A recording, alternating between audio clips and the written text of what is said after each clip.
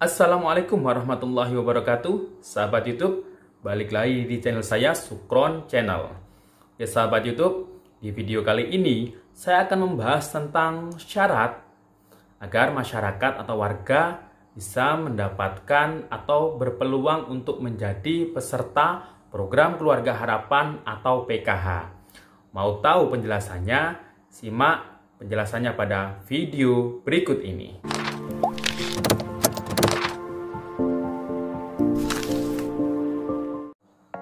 Oke sahabat YouTube, kali ini saya akan menjelaskan tentang syarat menjadi peserta PKH atau penerima bantuan program Keluarga Harapan.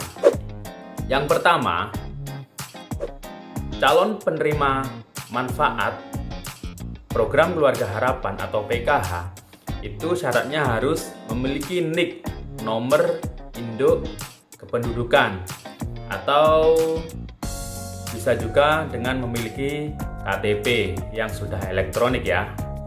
Jadi data yang diambil oleh Kementerian Sosial itu semua berbasis atau berdasarkan NIK di KTP.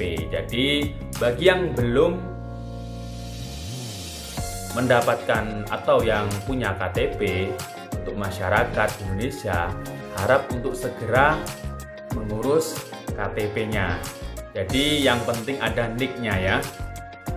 Kemudian yang kedua, calon penerima manfaat atau KPM PKH itu harus masuk dulu di DTKS atau data kemiskinan, atau yang di kepanjangan DTKS itu adalah data terpadu kesejahteraan sosial.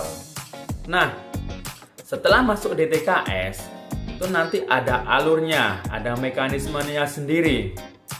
Syaratnya DTKS itu adalah untuk keluarga miskin atau rentan miskin. Jadi harus punya NIK, kemudian harus masuk DTKS. Nah, apabila para masyarakat belum masuk DTKS, itu bisa mengajukan diri atau mendaftarkan diri di pemerintah desa atau kelurahan. Nanti di sana melalui musyawarah desa atau musyawarah kelurahan. Nanti apabila benar-benar miskin atau rentan miskin, nanti di musyawarah itu bisa dimasukkan ke DTKS untuk diupdate. Nanti prosesnya itu, alurnya itu naik ke tingkat kecamatan, ke tingkat kabupaten, provinsi, sampai Kementerian Sosial. Nah, apakah seseorang atau masyarakat yang sudah masuk DTKS itu dipastikan akan menerima PKH? Nah, hal ini akan saya jawab. Jadi, seseorang atau masyarakat yang sudah masuk DTKS itu punya peluang untuk menjadi penerima atau peserta PKH dan penerima atau peserta bantuan pangan non tunai atau BPNT, atau sekarang disebut bantuan sosial pangan. Nah, untuk di tahun ini, khususnya di mulai bulan akhir-akhir bulan ini, itu calon penerima PKH itu diambil dari KPM yang sudah menjadi KPM BPNT. Jadi mereka yang sudah masuk DTKS itu kan nanti di Kementerian Sosial itu akan di ranking sesuai dengan tingkat perekonomian atau tingkat kemiskinan. Mulai ranking yang paling bawah itu ada desil, namanya desil 1, desil 2, desil 3 sampai desil 4 dan seterusnya. Nah, itu nanti dari perankingan itu Kementerian Sosial akan ketika akan memperluas penerima bantuan pangan non tunai, itu nanti calon penerima BPNT akan divalidasi terlebih dahulu di tingkat bawah. Itu ada pendampingnya, ada TKSK ya, Tenaga Kesejahteraan Sosial Kecamatan. Nanti di sana ketika masyarakat atau warga yang sudah masuk DTKS namanya ada di perluasan BPNT, itu nanti ketika orangnya sudah ada ya, atau belum meninggal atau belum pindah, itu nanti akan menerima KKS BPNT yang disalurkan oleh bank penyalur di daerahnya masing-masing.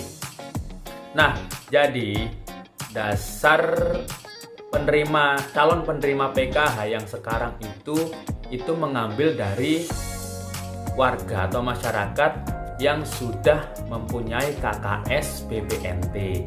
Jadi nanti calon penerima PKH itu akan divalidasi ulang oleh pendamping PKH di daerahnya masing-masing. Ketika lolos divalidasi, itu nanti uang bantuan PKH akan langsung ditransfer ke KKS atau rekening BPNT-nya yang sudah diterima atau yang sudah dipegang oleh KPM tersebut. Nah, untuk syarat menjadi penerima atau KPM PKH itu jelas ya, di video saya sebelumnya sudah saya jelaskan.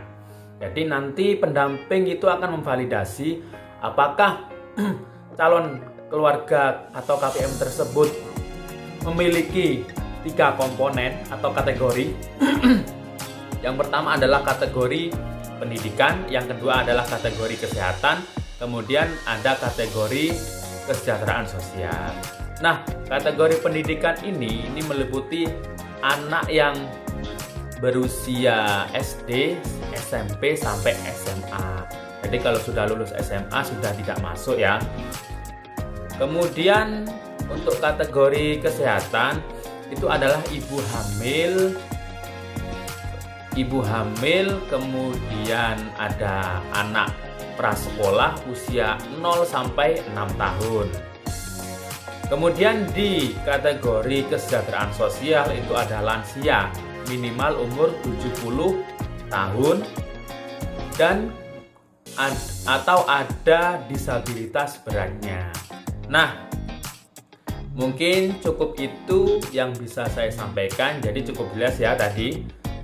Yang pertama harus punya NIK KTP, yang kedua harus masuk DTKS.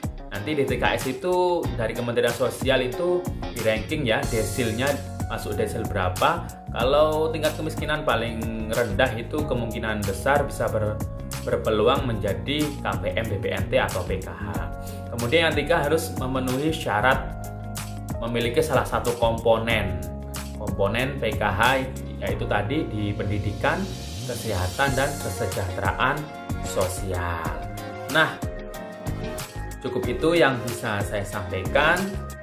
Jangan lupa ya, subscribe channel ini, like, share, dan komen apabila ada pertanyaan. Oke, sampai jumpa di video saya selanjutnya. Wassalamualaikum warahmatullahi wabarakatuh.